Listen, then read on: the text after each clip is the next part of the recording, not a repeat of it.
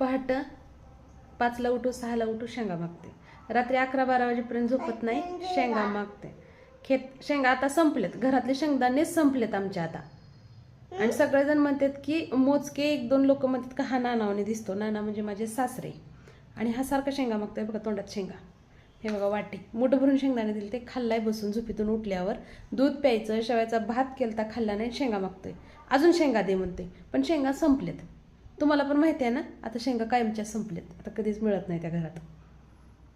उंदीर नुसतं माझ्या शेंगाच्या मागं लागतोय. आकर लय आगाव आहे, आपट आगाव आहे. एवढ्या कशा शेंगा आवडतात रे तुला? आमच्या नानांना शेंगा लय आवडायच्या. जनावरं चरताना टोपीत शेंगा घेऊन जायचे, किशात शेंगा घेऊन जायचे, कंटिन्यू शेंगा खायचे जेवताना ते. आणि हा पण तसा शिकलाय.